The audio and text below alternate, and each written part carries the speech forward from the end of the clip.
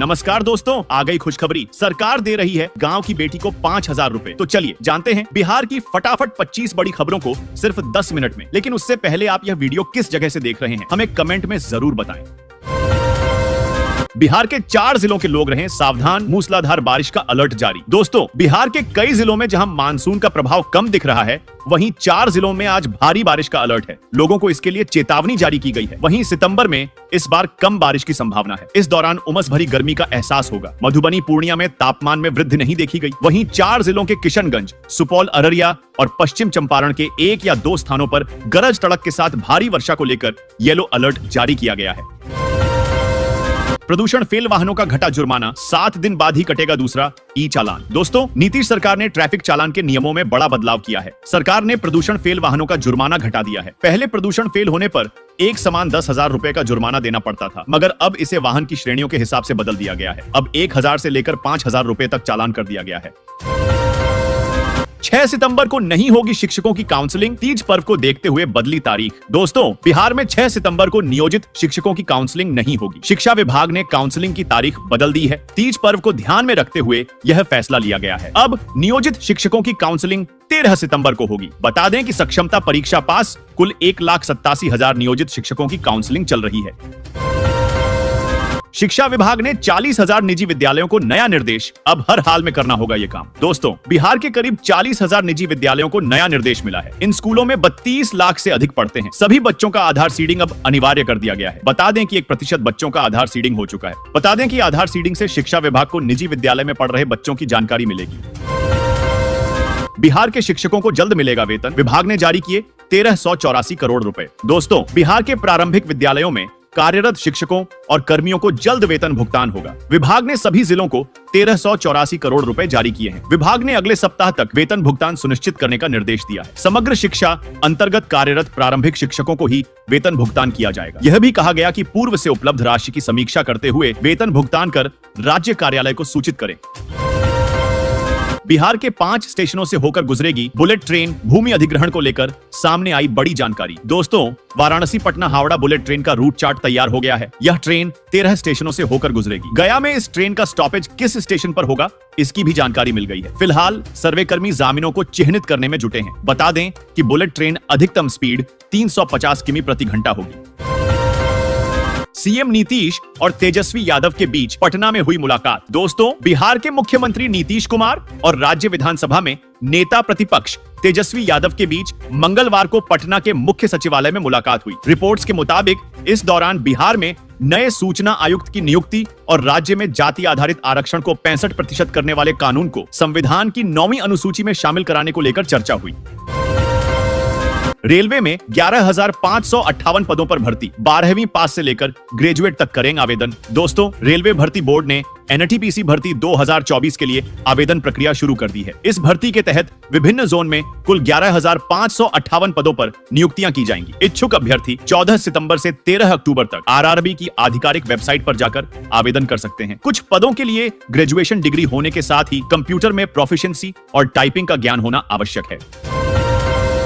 बिहार में 41 शिक्षकों को मिलेगा राजकीय पुरस्कार, 11 महिला टीचर भी होंगी सम्मानित। दोस्तों, बिहार में शिक्षा के क्षेत्र में उत्कृष्ट योगदान देने वाले 41 शिक्षकों को राज्य ब्यूरो पटना द्वारा राजकीय पुरस्कार के लिए चुना गया है। इनमें 11 महिला शिक्षक शामिल हैं। शिक्षक दिवस 5 सितंबर को पटना के श्री कृष्ण मेमोरियल हॉल में आयोजित होने वाले समारोह में शिक्षा मंत्री सुनील कुमार चयनित शिक्षकों को सम्मानित करेंगे। इस अवसर पर सांस्कृतिक कार्यक्रम भी आयोजित किए जाएंगे।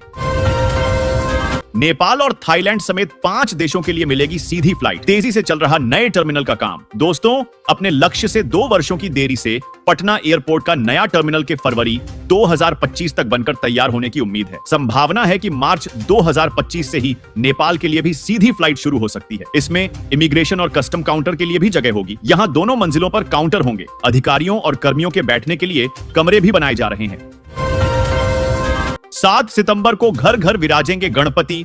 भाद्रपद शुक्ल चतुर्थी से चतुर्दशी तक होगी पूजा। दोस्तों, गणेश चतुर्थी का पर्व 7 सितंबर से शुरू हो रहा है। इस साल गणेश चतुर्थी पर विशेष संयोग बन रहा है। चित्रा और स्वाति नक्षत्र के युग्म संयोग और ब्रह्म योग में पूजन आरंभ होगा। भाद्रपद शुक्ल चतुर्दशी यानी अनंत चतुर्दशी 17 सितंबर को शतभिषा नक्षत्र में संपन्न होगा। इस दिन भगवान गणपति के साथ रिद्धि सिद्धि की पूजा होगी। 2 लेन वाले एनएच को 4 लेन में बदलने की तैयारी, कई जिलों के सड़कों की बदल जाएगी तस्वीर। दोस्तों, बिहार में 2 लेन वाले एनएच को 4 लेन में बदलने की तैयारी चल रही है। इसके लिए बिहार सरकार तत्परता से काम कर रही है। 2 लेने वाले राष्ट्रीय उच्च पथ को 4 लेन में बदलने के लिए डीपीआर कंसल्टेंट नियुक्त किए जाने की प्रक्रिया आरंभ हुई है। इनमें वह सड़कें शामिल हैं जो एक साथ कई जिलों को जोड़ती है। इनमें एक सड़क पटना से भी आरंभ हो रही।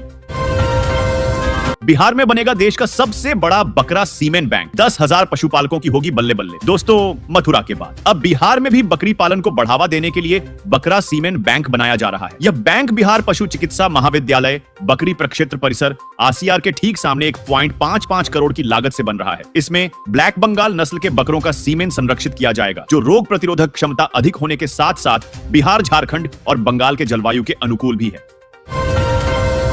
आज ही करा लें अपनी गाड़ी से जुड़े ये काम, बड़ा एक्शन ले सकती है ट्रैफिक पुलिस। दोस्तों, वाहन रजिस्ट्रेशन और ड्राइविंग लाइसेंस से जुड़े मोबाइल नंबर और पते को अपडेट रखना अब अनिवार्य है। ऐसा न करने पर वाहन मालिकों पर मोटर वाहन अधिनियम के तहत कार्रवाई की जाएगी। परिवहन विभाग से मिली जानकारी के अनुसार ड्राइविंग लाइसेंस और वाहन रजिस्ट्रेशन के लिए 1 महीने का समय दिया गया है। ऐसा नहीं होने पर कानूनी कार्रवाई की जाएगी।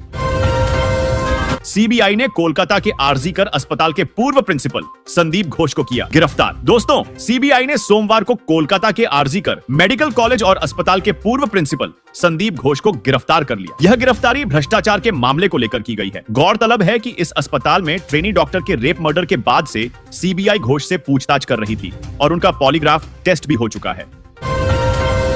70% पुराने वाहनों में हाई सिक्योरिटी नंबर प्लेट नहीं, परिवहन विभाग ने शुरू किया जुर्माना अभियान। दोस्तों, मुजफ्फरपुर में 70% पुराने वाहन अभी भी हाई सिक्योरिटी रजिस्ट्रेशन प्लेट के बिना चल रहे हैं। परिवहन विभाग के आदेश के बावजूद कई वाहन मालिक नियमों का उल्लंघन कर रहे हैं। बिना एचएसआरपी वाले वाहनों से अपराध होने पर उनकी पहचान करना मुश्किल होता है। परिवहन विभाग ने जुर्माना अभियान चलाया है और वाहन डीलरों को बिना नंबर प्लेट के वाहन नहीं बेचने का निर्देश दिया है। 20 रुपये के विवाद में सिपाही और दुकानदार के बीच मारपीट, लाठी के बाद चले लात घूंसे। दोस्तों, मुजफ्फरपुर के स्टेशन रोड इलाके में एक सिपाही और दुकानदार के बीच 20 रुपये के विवाद में जमकर मारपीट हो गई। सिपाही ने दुकानदार को थप्पड़ जड़ दिया, जिसके बाद दुकानदार ने भी लाठी से सिपाही की पिटाई कर दी। आसपास के लोगों के हस्तक्षेप के बाद मामला शांत हुआ। पुलिस ने आरोपित दुकानदार को हिरासत में ले लिया है। आ गई खुशखबरी, सरकार दे रही है गांव की बेटी को 5,000 रुपए। दोस्तों, सरकार द्वारा बेटियों के सपनों को साकार करने के लिए गांव की बेटी योजना की शुरुआत की गई है। इस योजना के माध्यम से गांव की बेटियों को लाभ दिया जाएगा। मध्य प्रदेश सरकार द्वारा गांव की बेटी योजना को चलाया जा रहा है, जिसके माध्यम से बेटियों को उच्च शिक्षा प्रदान करने के लिए छात्रवृत्ति की सहायता राशि दी जाएगी। बेटियों को शिक्षा ग्रहण करने में इस छात्रवृत्ति से काफी मदद मिलेगी। गांव की बेटी योजना की शुरुआत मध्य प्रदेश सरकार द्वारा की गई है। इस योजना के माध्यम से राज्य में रहने वाली ग्रामीण क्षेत्र की बेटियों को शिक्षा संबंधित सहायता प्रदान करने के लिए लाभ दिया जाएगा। इस योजना के माध्यम से जिन बेटियों के 12वीं कक्षा में अच्छे अंक हैं, उन सभी के खाते में 10 महीने तक 500 रुपए की छात्रवृत्ति राशि भेजी जाएगी, जिसकी सहायता से वे सभी उच्चतर शिक्षा ग्रहण कर सकती हैं। इस योजना के माध्यम से ग्रामीण क्षेत्रों में रहने वाली बालिकाओं को शिक्षा के क्षेत्र में प्रोत्साहन मिलेगा और वे सभी आगे तक की शिक्षा ग्रहण कर सकती हैं। बता दें कि गांव की बेटी योजना का मुख्य उद्देश्य मध्य प्रदेश राज्य की ग्रामीण क्षेत्र की बेटियों को शिक्षा के क्षेत्र में आगे बढ़ाना, जिसके लिए राज्य सरकार द्वारा बेटियों को प्रोत्साहित करने हेतु प्रत्येक महीना 10 महीने तक 500 रुपए की आर्थिक सहायता राशि देगी। इस योजना के माध्यम से बेटियां और भी सशक्त और आत्मनिर्भर बन सकती हैं और 12वीं पास बेटियों को इस योजना का लाभ दिया जाएगा, ताकि वह और भी अधिक शिक्षा ग्रहण कर सके और शिक्षा के क्षेत्र में और भी बेहतर बन सके। गांव की बेटी योजना में आवेदन करने के लिए आपके पास आधार कार्ड, जाति प्रमाण पत्र, निवास प्रमाण पत्र, कक्षा 10वीं के मार्कशीट, मध्य प्रदेश का मूल निवासी, college ID, email ID, mobile number, खुद का फोटो, बैंक खाता पासबुक, पैन कार्ड होना चाहिए। अगर आपके पास ये सब है तो आप कहीं से भी आवेदन कर सकते हैं।